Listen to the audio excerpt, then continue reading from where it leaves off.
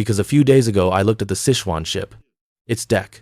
It felt like the deck markings weren't fully painted yet. But today, the Sichuan ship conducted its first sea trial. This trial, we can still see many details. So, I'll take a look at this video with everyone. This video, I removed its background sound. I also removed its logo to some extent. My technical ability is limited. My skill at removing logos can only reach this level. This video can show many details.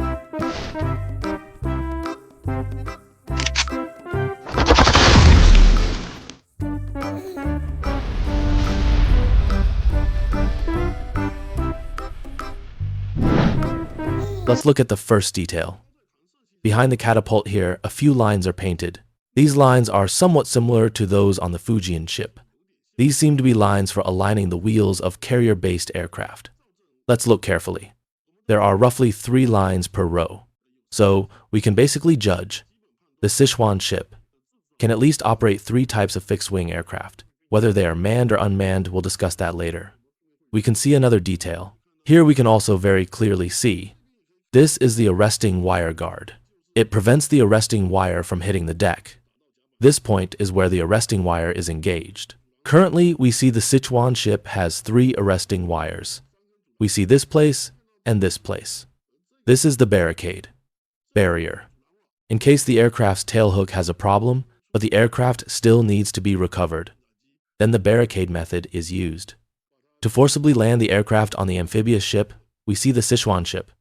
Because it only has 1 catapult, so its catapult control room is only 1. It's in this location. Its catapult control room, it's quite different from the Fujian ship. The Fujian ship's is 360 degrees, but the Sichuan ship, because it only has 1 catapult, so it's 180 degrees. This is the most critical, the ammunition. During wartime, some unused ammunition, or under special circumstances, its ammunition will be pushed directly into the sea from here. This is an ammunition unloading device.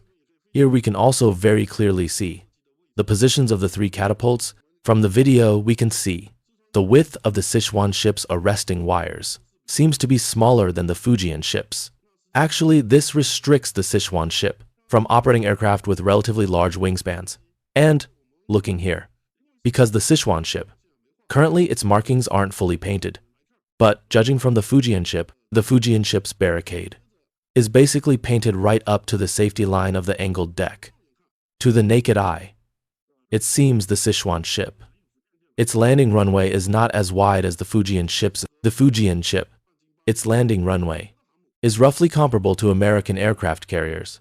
American carriers have 3 safety lines. The lowest is 20 meters. The highest is a 34-meter safety line. So we see American carrier aircraft parked on the deck, basically parked according to its widest safety line. Currently, the aircraft with the largest wingspan that can operate from American carriers is the E-2 Hawkeye. The E-2 Hawkeye's wingspan is about 25 meters.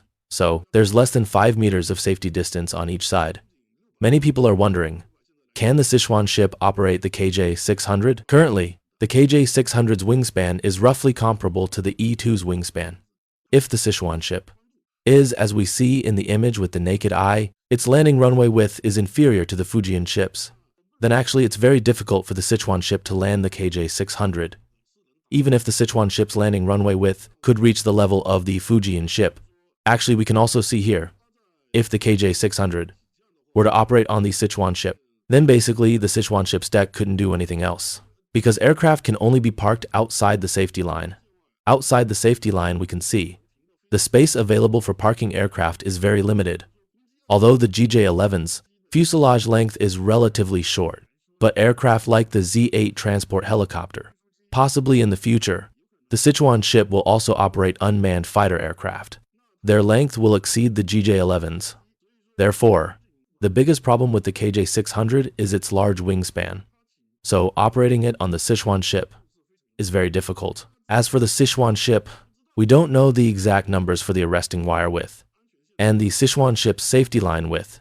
But for example, the J-35, its wingspan is roughly between 12 and 13 meters. Its wingspan is less than the GJ-11's. Sichuan ship, if you ask if it can operate the J-35, actually it's not a big problem. Of course, currently on the Sichuan ship, from all the details we just saw, We don't see a Fresnel lens optical landing system on the Sichuan ship. So currently it seems the J-35 is not intended to operate from the Sichuan ship. In the future, will the Sichuan ship operate the J-35? We will also discuss this issue later.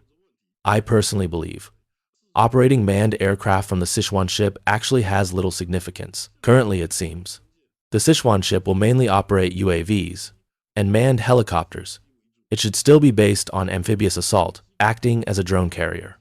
Using mainly UAVs for combat, actually the depth isn't that great, but actually it's constrained by the Sichuan ship's deck layout.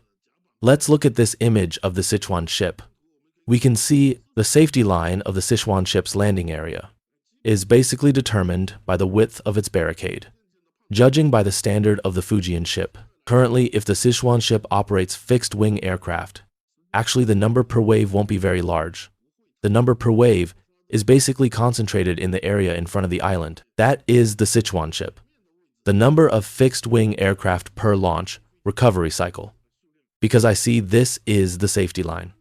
After an aircraft lands inside the safety line, actually, there isn't much time to tow it behind the island, or even behind the second island.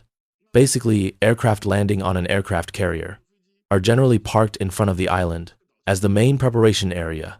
Currently, for the Sichuan ship, actually the number of UAVs launched in one wave won't be too many. Therefore, for the Sichuan ship to carry fixed-wing aircraft, it must require the fixed-wing aircraft to have a basic function. It requires long endurance.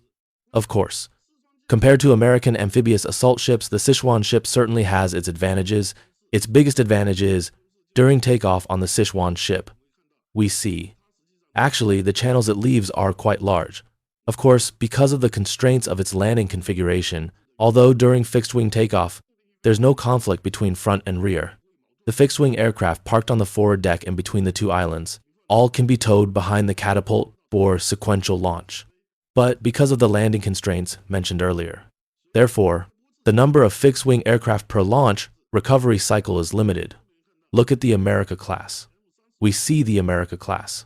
When launching F-35Bs, the aircraft in front of its island cannot be moved to the area behind the island. The America class. The number of F-35 seconds per wave is all the F-35 seconds behind its island. Only after all of them have launched can it then move the F-35 seconds from the forward deck to the aft deck. And because the America class amphibious assault ship has no catapult, so when the F-35B needs to perform long-range attacks, basically its takeoff run is relatively long. Almost the entire deck is used as its takeoff runway. In that situation, the America class, when launching fixed-wing aircraft, cannot simultaneously operate helicopters. The biggest advantage of the Sichuan ship compared to the America class, when it operates fixed-wing aircraft, it can actually still leave large channels. The benefit of this is that after all the fixed-wing aircraft parked behind the aft island have launched, it can then move the helicopters in front of the island and the helicopters between the two islands to the 3 rear launch points for takeoff. Therefore, its aviation efficiency currently seems higher than the America classes. That is the advantage of the Sichuan ship, but it's still limited by its deck layout. So the number of fixed-wing aircraft it can handle in one go is relatively limited. This is the Fujian ship. Photos of it landing J-35 seconds and J-15 seconds. I took screenshots capturing the J-15 seconds and J-35 seconds. After they had completely stopped, we will see whether it's the J-35 or the J-15 when landing on the carrier. They are basically very close to reaching the end of the angled deck. So this reflects what was said earlier. For the Sichuan ship operating fixed-wing aircraft, also considering the situation of wave-off, the entire landing runway will be completely occupied by fixed-wing aircraft during landing. And later we can also see, like this is our country's KJ-600. The KJ-600, we can see its wingspan is basically right against this red line. This time something quite pleasing to see is the Sichuan ship currently, it seems, should operate more than just the GJ-11 type of fixed-wing aircraft. Because here we can see, behind the catapult there are 3 vertical lines. The Fujian ship had these too. On the Fujian ship, for example, the J-35, J-15, and KJ-600, when adjusting position before catapult launch, they adjusted according to the lines painted on the deck. The positions of the wheels for these 3 aircraft are all different. This can also judge that when the Sichuan ship first enters service, at least, it will deploy at least 3 types of fixed-wing aircraft. These 3 types of fixed-wing UAVs. Let me estimate. The GJ-21 will definitely be deployed. The GJ-21's wingspan is relatively the widest. We also know about the GJ-21. It has 2 bomb bays underneath the fuselage. Its landing gear is placed outside the bomb bays. In that case, the GJ-21's wingspan is relatively large. It reaches at least the 14-meter class. Therefore, for the GJ-21 on the Sichuan ship, it probably uses the outermost line. As for the inner lines, it's very likely to deploy. The unmanned fighter aircraft we saw in the recent September 3rd parade, the exposed unmanned fighter aircraft, currently it seems its fuselage height, including the position of its landing gear, should be less than the GJ-21's. As for the even smaller innermost line, currently it seems it might launch these expendable loyal wingmen. This is a strong possibility. This is my judgment regarding the 3 types of fixed-wing aircraft for the Sichuan ship. Because I have always thought operating the KJ-600 on the Sichuan ship is very problematic. The KJ-600 itself, whether for deck handling on the Sichuan ship, and whether its wingspan can even operate, I actually have strong doubts. But today, I saw someone with relatively high traffic on Weibo. He said the Sichuan ship's hangar has a vehicle deck below it, so the KJ-600 cannot fit into the Sichuan ship. He said for amphibious assault ships, the vehicle deck and the hangar are on different levels. Then I refuted him, because let's not talk about the America class. Because the America class has no well deck. The America class's predecessor, the Wasp class amphibious assault ship, it has a well deck. The Wasp class's vehicle deck is on the same level as the hangar deck. We can clearly see in this image. And furthermore, the Wasp class itself operates large helicopters like the Super Stallion, the size of the Super Stallion. Its height exceeds that of the E-2 Hawkeye in our country, although we don't have an aircraft as large as the Super Stallion. But on the 075, we already operate the Z-8 transport helicopter. The Z-8 transport helicopter, its height already exceeds our KJ-600. We can see this very clearly here, because I couldn't find a suitable photo of the KJ-600 with people for comparison. So I found a picture of the French Navy's E-2C Hawkeye compared to personnel, and also a photo of our Army's Z-8 compared to people. We can clearly see the height of the Z-8 helicopter is greater than the E-2 Hawkeye, and also our KJ-600. The E-2 Hawkeye's height is nearly 5.6 meters. The Z-8's height exceeds 6.6 meters. Everyone can check the official website of Changhe Aircraft to see the relevant data. I also saw photos of the Z-8 transport helicopter parked inside the 075's hangar, although the Z-8's height decreases after its tail boom is folded. But after the Z-8 folds its tail boom, its height still exceeds 5.2 meters. Here we see in the 075's hangar, the distance from the Z-8 to the overhead beam is actually quite large. Basically, relative to this beam, there's enough space for a person to stand. So, you ask if the Sichuan ship's hangar can fit the KJ-600? I believe it can be squeezed in. However, the issue is the inconvenience of operation. It's not because of the hangar. Let's look at the 076. Currently, it seems its hangar height at least will not be inferior to the 075's, because for our country, on amphibious assault ships, the most important aircraft to operate is still the Z-8 transport helicopter. The most critical point is that the Z-8 can transport the Shanmao vehicle. Although the Z-20 has stronger assault capability, its survivability on the battlefield is also higher than the Z-8's. But the biggest problem with the Z-20 is its belly cannot fit the Shanmao transport vehicle. As we all know, the Shanmao now has more and more functions. It can be said to be the best mechanized equipment transportable by helicopter in amphibious assault, no matter what the weapons it can carry, or its role as a weapons platform, is much more convenient than personnel carrying weapons, and it can carry much more ammunition. Therefore, for our country's amphibious assault ships, the most important thing is actually to carry Z-8 transport helicopters. In the future, only larger helicopters. In the future, if conditions allow, of course it would be something like the Super Stallion, or our country's tiltrotor aircraft. But actually, the height of tiltrotor aircraft is also not low. The cargo hold of the tiltrotor, not to mention other things, at the very least, it must be able to fit the Shanmao. Actually, for both tiltrotors and helicopters, their aircraft height cannot be reduced. Therefore, regarding the Sichuan ship fitting the KJ-600, it certainly can. because of the overall hull layout of the Sichuan ship, if it were to operate the J-35. The biggest problem with the J-35 is that it's a manned aircraft. For fighter pilots, the time they can spend on mission in the air is not suitable for being too long. The load on the person is too great. Manned aircraft normally execute missions for only 2 to 3 hours. For the Sichuan ship, the difficulty of deck handling for the J-35 would be very great. So, under normal circumstances, the Sichuan ship would not deploy aircraft with short flight endurance. It is more suitable for deploying aircraft with long loader times. The J-35 has another problem. The J-35 is that the aircraft is too long. After landing a J-35, parking it on the Sichuan ship is quite problematic. Because on the Sichuan ship, you basically have to park aircraft according to this line. Even if the J-35's tail sticks out, it's unclear if the line is long enough to park it. Then you can only park it diagonally. That would allow even fewer aircraft to be parked. That becomes very awkward. You might only be able to operate 4 to 5 carrier-based aircraft at a time. That wouldn't be very meaningful. So, I personally believe the Sichuan ship just needs to launch unmanned fighter aircraft. There's no need to operate the J-35. But if you're talking about emergency situations, where the J-35 needs to operate from the Sichuan ship, then currently it seems that wouldn't be a big problem. That is my assessment of the Sichuan ship. Of course, you ask if the Sichuan ship has any areas for improvement? I personally believe the Sichuan ship does have areas for improvement. Although the Sichuan ship is an amphibious assault ship, it is, after all, our country's first domestically built electromagnetic catapult-equipped amphibious assault ship. After inter service, I believe our country will also see the combat use of UAVs on the battlefield. As for the Sichuan ship, as mentioned earlier, its biggest problem is that it is constrained by its deck layout. Therefore, it cannot operate aircraft with relatively large wingspans. Although the GJ-11's wingspan can reach 14 meters, its flight endurance is still relatively insufficient. For the Sichuan ship, if it were to be equipped with long-endurance UAVs in the future, we know that not to mention other UAVs.